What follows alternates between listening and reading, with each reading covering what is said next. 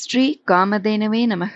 ஸ்ரீ குருபியோ நமக. அனைவருக்கும் நமஸ்காரம். நாளை கபில சஷ்டி. ரோஹிணி நட்சத்திரத்துடன் கபில சஷ்டி எனப்படும் யோகம் இணைந்து வரும் அபூர்வ தினம் இது. வருடத்தில் ஒரே ஒரு முறை மட்டுமே சம்பவிக்கும். இங்கு கபிலை என்பது பசுவை குறிக்கும். இந்த கபில சஷ்டி நன்னாளில் பசுவை அலங்காரம் செய்து வணங்க வேண்டியது மிக அவசியம். அதன் மூலமாக எண்ணிலடங்கா பற்பல நற்பலன்களும் பாங்கான நல்ல வாழ்வும் கிடைக்கும். பொதுவாக கோ பூஜை செய்ய வேண்டிய நாள் இன்று. இந்த நன்னாளில் பசுவை ஆராதிப்பதும் பூஜிப்பதும் வணங்குவதும், பசுவுக்கு சாப்பிடுவதற்கு அகத்து கீரை அல்லது பழம் கொடுக்கலாம் அல்லது உணவளிப்பதும் கோட்டி ஜென்ம பாபத்தை போக்கும் 1000 அஸ்வமேத பலனை தரும். அனைத்து தீர்த்தங்களிலும் ஸ்நானம் செய்த பலன் மற்றும் அனைத்து புண்ணிய கஷேத்திரத்திற்கு யாத்திரை செய்த பலனும் கிடைக்கும். கபில சஷ்டியை கடைபிடிப்பதன் மூலம் தெரிந்தோ தெரியாமலோ செய்த பாபங்கள் அனைத்தும் அழிந்து விடுமாம். இந்த தினத்தில் புனித நதிகளில் நீராடுவது மிகவும் புண்ணியமானதாக சொல்லப்படுகிறது. இந்த தினத்தில் நாரத முனிவர் தெய்வீக நிலை அடைந்ததாகவும் புராணங்கள் சொல்கின்றன.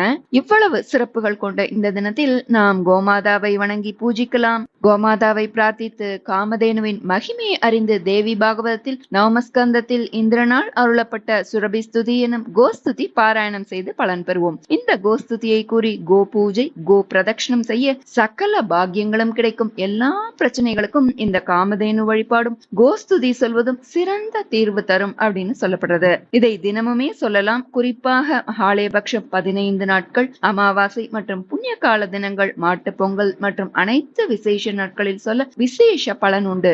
இதனால் நிலையான செல்வம், மகிழ்ச்சி, நல்ல உடல் ஆரோக்கியம், புகழ், வெற்றி, புத்திசாலித்தனமும் தருவாள் சுரபி என்று அழைக்கப்படும் காமதேனு. தேவலோகத்தில் உள்ள பசுவின் பெயரை காமதேனு. நாம் கேட்கும் அனைத்தையும் தரும் சக்தி இந்த பசுவிற்கு உண்டு என்கிறது புராணங்கள். தேவர்களின் தலைவனான இந்திரன் இந்த காமதேனுவை பூஜிப்பதை வழக்கமாக வைத்துள்ளான் என்றால் எவ்வளவு மகிமை வாய்ந்தது என்பதை நாம் தெரிந்து கொள்ளலாம். பசுவின் உடல் முழுவதும் தேவர்கள் வசிப்பதாக ஐதீகம். ஒவ்வொரு பகுதியிலும் ஒவ்வொரு தேவர்கள் வசிக்கின்றனர். அதனால்தான் பசுவை வலம் வந்து வணங்கினால் 30 முக்கோடி தேவர்களை வணங்கிய புண்ணியம் கிடைக்கும் என்கின்றனர் சான்றோர்கள். பசுவின் பின்புறத்தில் மகாலட்சுமி வாசம் செய்வதாக ஐதீகம். அதனால் கோபூஜை செய்யும் போது பசுவை முன்புறமாக தரிசிப்பதை விட பின்புறம் தரிசனம் செய்வது மிகவும் நன்மை தரும். திருமகள் வாசம் செய்யும் இந்த பின்பாகத்தை தொட்டு வழிபட்டால் முன்ஜென்ம பாபங்கள் விலகுமாம். கோபூஜை செய்யும் போதும் பசுவின் முன்னேற்றி மற்றும் வால் பகுதியில் சந்தனம் குங்குமம் வைத்து மலர் அணிவித்து வழிபாடு செய்ய வேண்டும். பசுவின் சாணமும் லட்சுமியின் அம்சமே. அதிகாலையில் பசும் சாணத்தை கொண்டு வீட்டு வாசலை மெழுகி கோலமிட்டால் மகாலட்சுமி நம் இல்லம் தேடி வருவாள் என்பது நிச்சயம். பசுவை காலையில் எழுந்ததும் தரிசிப்பது சுபசகுனமாக கருதப்படுகிறது. அதனால் நாள் முழுவதும் அனைத்து காரியங்களிலும் வெற்றிகள் உண்டாகும். பசுவிற்கு அகத்துக்கீரை வாழைப்பழம் கொடுப்பதால் பல தோஷங்கள் அகலும் என்கிறது சாஸ்திரம். பசுவின் கோமியத்தை வீட்டை சுற்றி தெளித்து வர எந்த கெட்ட சக்தியும் நம்மை அண்டாது, நோய் தொற்று ஏற்படாமல் நம்மை பாதுகாக்கும். கோ பூஜை செய்வதால், கோ பிரதட்சணம் செய்வதால் சகல சம்பத்துகளும் கிடைக்கும். முற்பிறவியில் செய்த பாபங்கள் நீங்கிவிடும். 16 செல்வம் பெற்று சிறப்புடன் வாழலாம். நாம் இந்த தினத்தில் பசுவை தரிசித்து வணங்கலாம் அல்லது வீட்டில் காமதேனுவின் படம் வைத்து அல்லது விக்கிரகத்திற்கு பூ வைத்து பூஜித்து இந்த கோஸ்துதியை சொல்லி பலன் பெறலாம். காமதேனு காயத்ரி சொல்ல கேட்டதை கொடுக்கும். அதனால் இந்த தினத்தில் நாம் காமதேனு காயத்ரியும் சுரபி ஸ்துதி எனும் கோஸ்துதி பாராயணம் செய்வோம். காமதேனு காயத்ரி மந்திரம். ஓம் ஸ்ரீ காமதேனவே நமக. ஓம் சுபகாமாயை வித்மகி காமதாத்ரை ச தீமகி தன்னோ தேனு பிரச்சோதயாத். ஓம் சுபகாமாயை வித்மகி காமதாத்ரை ச தீமகி தன்னோ தேனு பிரச்சோதயாத். சுரபிர் வைஷ்ணவி மாதா சுரலோகே மகீயசே கிராச முஷ்டிர் மயா தத்தா சுரபே பிரதிகிருஹ்ணதாம். சுரபிர் வைஷ்ணவி மாதா சுரலோகே மகீயசே கிராச முஷ்டிர் மயா தத்தா சுரபே பிரதிகிருஹ்ணதாம். சர்வகாம துதே தேவி சர்வ தீர்த்திபிஷேச்சினி பாவனே சுரபி சிரேஷ்டே தேவி துப்யம் நமோஸ்துதே. சுரபி ஸ்தோத்திரம். புரந்தர உவாச்ச नमो देव्यै महादेव्यै सुरभ्यै च नमो नमः। गवाम्बीजस्वरूपायै नमस्ते जगदम्बिके। नमो राधाप्रियायै च पद्मांशायै नमो नमः। नमः कृष्णप्रियायै च गवां मात्रे नमो नमः। कल्पवृक्षस्वरूपायै सर्वेषां सततं परं श्रीदायै धनदायै च बुद्धिदायै नमो नमः। शुभदायै प्रसन्नायै गोप्रदायै नमो नमः। यशोदायै सौख्यदायै धर्मदायै नमो नमः। स्तोत्रस्मरणमात्रेण तुष्टा हृष्टा जगत्प्रसूः आविर्बभूव तत्रैव ब्रह्मलोके सनातनी।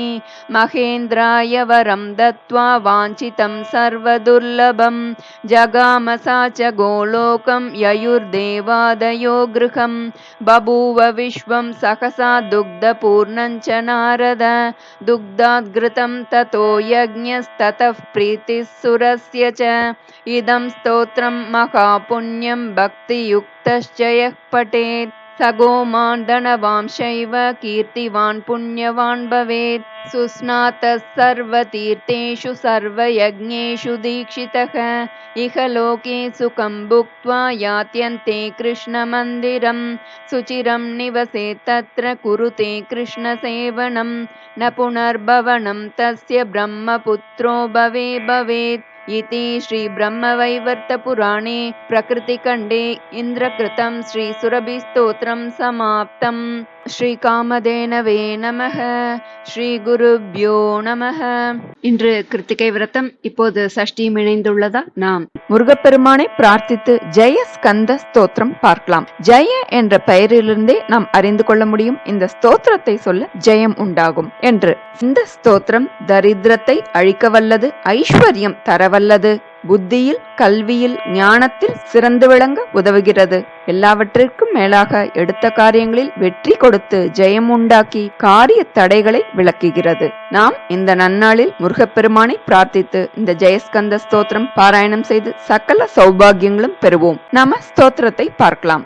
ஜெயஸ்கந்த ஸ்தோத்திரம். जय देवेन्द्र जाकान्त जय मृत्युञ्जयात्मज जय शैलेन्द्र जासूनो जय शम्भुगणावृत जय तारक दर्पघ्न जय विघ्नेश्वरानुज जय देवेन्द्र जामातः जय पंकजलोचन जय शंकर संभूत जय पद्मासनार्चित जय दाक्षायणी सूनो जय काशवनोद्भव जय भागीरथी सूनो जय पावक संभव जय पद्मज गर्वग्न जय वैकुंठ पूजित जय भक्तेष्ट वरद जय भक्तार्ति भंजन जय भक्त पराधीन जय भक्त प्रपूजित जय धर्मवतां श्रेष्ठ जय दारिद्र्यनाशन जय बुद्धिमतां श्रेष्ठ जय नारद सन्नुत जय भोगीश्वराधीश जय तुम्बुरु सेवित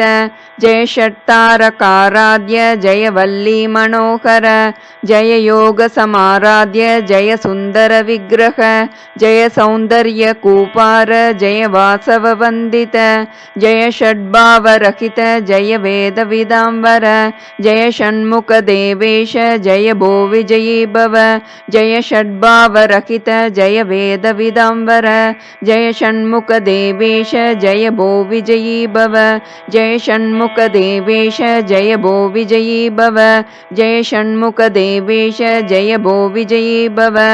ओम श्री वल्ली देवसेना समेत श्री सुब्रह्मण्याय नमः। इति श्री जयस्कंद स्तोत्रम संपूर्णम्. नमस्कारम्.